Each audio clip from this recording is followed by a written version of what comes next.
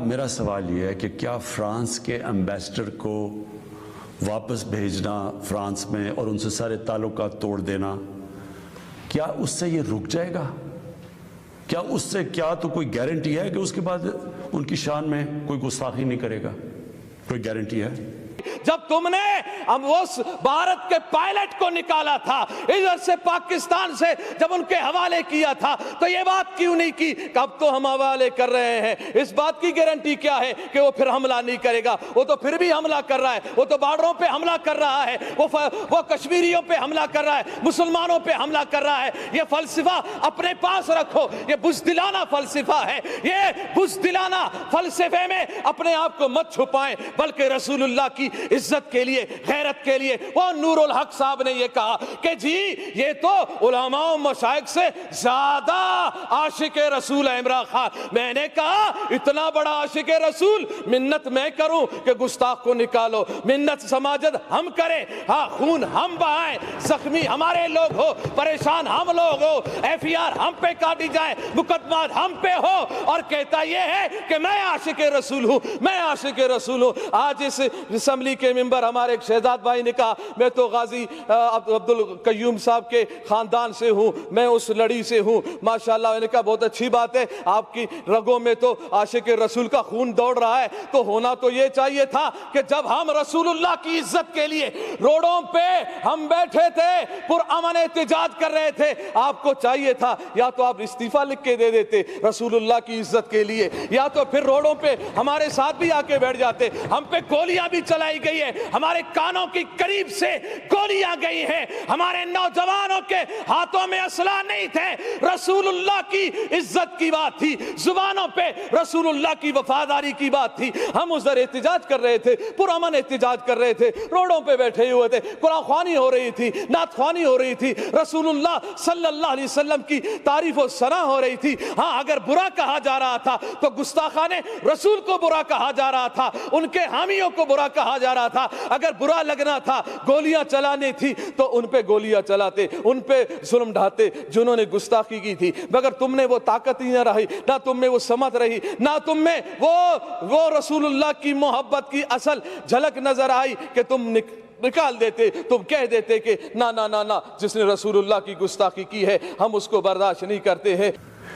اور 50 مسلمان ملک ہیں، کوئی بھی اس طرح نہیں کر رہا، کوئی وہاں کہیں مظاہرے نہیں ہوئے، وہ بھی نہیں کہہ رہے کہ ایمبیسڈر کو واپس بھیجو، تو اس کا پہلے تو کوئی فرق نہیں پڑنا لگا فرانس کو، تو اس کا پہلے تو کوئی فرق نہیں پڑنا لگا فرانس کو، تو اس کا پہلے تو کوئی فرق نہیں پڑنا لگا فرانس کو، تو اس کا پہلے تو کوئی فرق نہیں پڑنا لگا فرانس کو، تو اس کا پہلے تو کوئی فرق نہیں پڑنا لگا فرانس کو۔ لیکن میں آپ کو یہ بتاؤں پاکستان کو کیا فرق پڑے گا؟ سب سے بڑا فرق یہ پڑے گا ہمارے ملک کو کہ بڑی مشکلوں سے ہماری معیشت اٹھ رہی ہے، ہمارے ملک میں دولت میں اضافہ ہو رہا ہے، ہمارا روپیہ مضبوط ہو رہا ہے، بڑی دیر کے بعد روپیہ مضبوط ہوتا جا رہا ہے۔ جب روپیہ اوپر جاتا ہے تو مثلا پیٹرول اور ڈیزل سستا کیا ہے، باہر کی جو چیزیں ہم منگواتے ہیں وہ سستی ہونی شروع ہو گئی ہیں۔ جب ہم فرانس کے ایمبیسڈر کو واپس بھیج کے تعلقات توڑیں گے ان سے، اس کا مطلب کہ یورپین یونین سے ہم تعلقات توڑیں گے۔ نبی اکرم صلی اللہ علیہ وسلم کی عزت پر کوئی دو رائے نہیں ہے، مگر مجھے نہیں سمجھ میں نہیں آ رہا ہے دو رائے کیسے نہیں ہے؟ آپ کی رائے تو کسی اور طرف جا رہی ہے، آپ کی رائے تو یہود و نصارہ کی طرف جا رہی ہیں، آپ تو برطانیہ کو خوش کر رہے ہیں، آپ تو یہود و نصارہ کو خوش کر رہے ہیں۔ کہیں برطانیہ ناراض نہ ہو، کہیں امریکہ ناراض نہ ہو، کہیں فرانس ناراض نہ ہو، کہیں یہ کافر یہود و نصارہ ناراض نہ ہو جائے، اور یہ ناراض ہو جائیں گے تو ہم مر جائیں گے، ہم بھوکے مر جائیں گے۔ ہمارے روپے کے اوپر پریشر پڑے گا، روپیہ گرے گا، مہنگائی بڑھے گی، غربت بڑھے گی۔ کیا ہم بھوک سے، اس خوف سے ہم ڈر رہے ہیں؟ بھوکے تو ویسے ہی نہ ڈھال ہے پاکستانی۔ مہنگائی دیکھیں، افلاس دیکھیں، بے روزگاری دیکھیں، ملک کا کیا حال بنا ہوا ہے۔ پھر ہم یہ کہتے ہیں کہ نہیں معیشت تباہ ہوگی. ہمارا ملک بڑی مشکلوں سے ایک اس طرف نکل رہا ہے کہ ہم اب اوپر آنے والے ہیں. ہماری معیشت اٹھ رہی ہے, لوگوں کو روزگار مل رہا ہے, ہمارا روپیہ مضبوط ہو رہا ہے. حالانکہ ہمارے پاس اس وقت کرونا کا ایک تیسرا ایک ویو آیا ہوا ہے, اس کے اوپر ہمیں سب کو مل کے SOPs پہ چلنا چاہیے. اللہ سے دعا کرنی چاہیے کہ ہمیں اس مشکل سے بھی نکال دے, اور پھر اس کا شکر ادا کرنا چاہیے کہ ہم 2 سال کے بعد ایک قوم, ہماری معیشت اٹھ رہی ہے تو ہم اس کو نقصان نہ پہنچائیں. نانا معیشت تباہ تب ہوتی ہے, زندگیاں تباہ تب ہوتی ہے, ملک تباہ تب ہوتے ہیں, اقوام قوم تباہ اس وقت قومیں تباہ ہوتی ہیں جب رسول اللہ کی عزت پر پہرے داری نہ ہو, جب ہم بے غیرت بن جائیں, اپنے کانوں میں ہم روئیہ ڈال دیں اور یہ اس بات کو ہم گوارا کر جائیں کہ میرے نبی کے خاکے بن جائیں, اور ہم آنکھوں کو بند کر لے, زبان کو بند کر لے, کان کو بند کر لے, ہیلے بہانے کرے کہ ملک تباہ ہو جائے گا, ہم تباہ ہو جائیں گے, معیشت ختم ہوگی. نا نا نا نا, پیدا کرنے والا میرا رب ہے, رزق دینے والا میرا رب ہے. جب میرا رب رزق دینے والا ہے, کافروں کو بھی رزق میرا رب دیتا ہے, تو پاکستانیوں کو بھی رزق میرا رب دیتا ہے. رسول اللہ کی عزت و عظمت اگر نہیں ہوگی تو پھر پریشانی آئے گی, پھر ملک تباہی کی طرف جائے گا, پھر ملک بربادی کی طرف جائے گا, پھر معیشت خراب ہوگی, پھر لوگ پریشان ہوں گے. جب تک رسول اللہ کی عزت و عظمت پر ہم پہرےداری نہیں دیں گے یہی حال ہوگا. اور یہی حال ہوا کہ ہمارا معاہدہ ہوا, جو کہتے ہیں ہم ریاست مدینہ کے دعوے دار ہیں, مگر ہمیں احتجاج کرنا پڑ رہا ہے رسول اللہ کی عزت کے لیے. آپ اگر ریاست مدینہ کے آپ دعوے دار ہیں تو پھر آپ کا کام تھا کہ ہم سے پوچھے بغیر, ہمارے احتجاج کیے بغیر, ہمارے اسمبلیوں میں بولے بغیر, ہمارے روڈوں پہ آئے بغیر یہ کان سے پکڑ کر سفیر کو نکال دیتے اور کہہ دیتے کہ ہم اس خنزیر کو برداشت نہیں کرتے جس کے ملک نے ہمارے نبی کی گستاخی کی ہے. اور یہ بات کی جا رہی ہے جی ہم اگر سفیر کو نکال دیں تو پھر کیا اس بات کی گارنٹی ہے کہ پھر وہ گستاخی نہیں کریں گے, وہ گستاخی نہیں کریں گے. وزیر اعظم صاحب نے یہی بات کی ہے, وہ تو پھر گستاخی کریں گے. ارے یہ کون سی بات ہو گئی؟ رسول اللہ کی عزت کے لیے ہم نے نوجوانوں کو سینوں پر گولیاں کھاتے ہوئے دیکھا ہے, مگر ہم نے ان نوجوانوں کو تاریخ سلام کرے گی, گولی سینے پہ کھانے کے بعد بھی, چوٹ بہانے کے بعد بھی, زخم برداشت کرنے کے بعد بھی ان کی آخری لبوں پر یہی بات تھی, لبیک لبیک لبیک یا رسول اللہ. اور ان کی زبانوں پر یہ بات تھی کہ یا رسول اللہ ہم نے اپنی جان تیری محبت میں, تیرے ناموس کی حفاظت میں, ختم نبوت کی حفاظت کے لیے اور اس ملک پاکستان میں نظام مصطفیٰ کو قائم کرنے کے لیے ہم نے جان دی ہے. مجھے یقین ہے انشاءاللہ ان نشستوں پر جو آپ بیٹھے ہیں انشاءاللہ وقت آنے والا ہے کہ یہاں پر نظام مصطفیٰ کے ماننے والے ہی بیٹھیں گے انشاءاللہ. وہ پھر بات زبردستی نہیں ہوگی,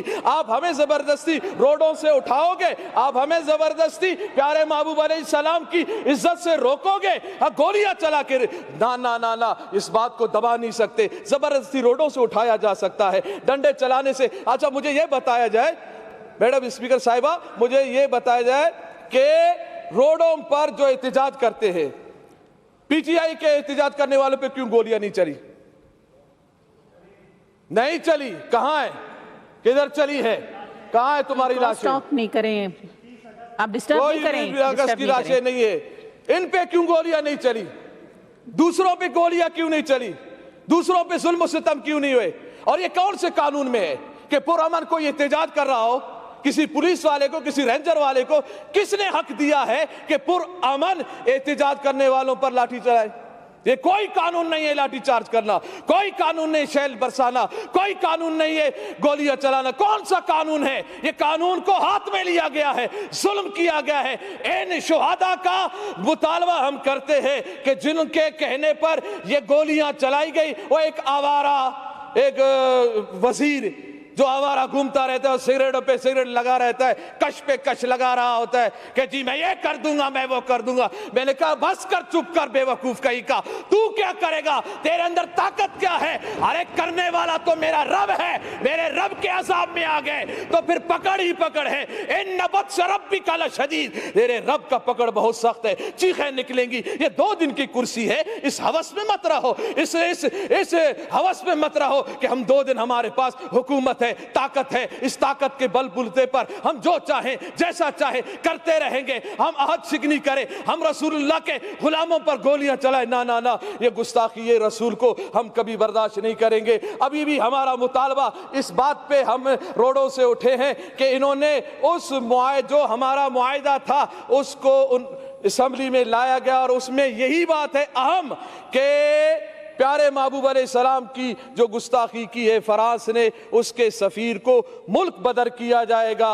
हम इस जुमले, जब ये इतनी बात हो गई, हमारा कौन सा बड़ा मुतालबा था, इतनी बात थी ना कि सफ़ीर निकाला जाए। सफ़ीर निकालना कौन सी बात है, छोटी छोटी बातों पे भी सफ़ीर को निकाला जाता है, मुल्क बदर किया जाता है। बस इसी दुआ के साथ कि अल्लाह ताला पाकिस्तान में निज़ाम मुस्तफ़ा सल्लल्लाहु अलैहि वसल्लम कायम फरमाए, उसके असबाबो ज़राए बताए और अल्लाह ताला दीन दुश्मनों को नेस्तो नाबूद फरमाए। लब्बैक लब्बैक लब्बैक या रसूल अल्लाह, लब्बैक लब्बैक लब्बैक या रसूल अल्लाह। ताजदारे खत्म नबूवत जिंदाबाद जिंदाबाद, मन सब्बा नबियन फक्तुलूहु।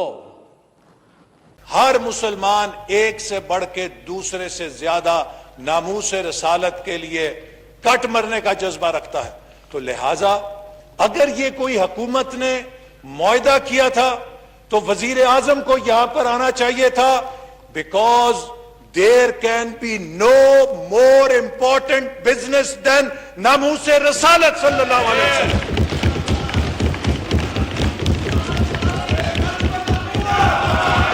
शुक्रिया शुक्रिया जी। तो नो क्रॉस टॉक। वजीर आजम कहां है कि इसका मतलब यह है कि जब पाकिस्तान का सबसे बड़ा ईवान नामूस रसालत सल्लल्लाहु अलैहि वसल्लम के हवाले से बहस कर रहा है, प्राइम मिनिस्टर साहब is attending to some other more important business.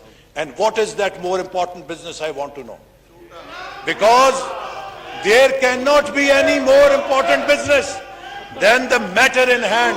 जो यहां पे नबी करीम सल्लल्लाहु अलैहि वसल्लम की जात और उनकी हुर्मत और उनके नामूस के हवाले से जो मसला जेर बहस है, इससे ज्यादा अहम मसला किसी मुसलमान के लिए और नहीं हो सकता। पाकिस्तान पाइंदाबाद।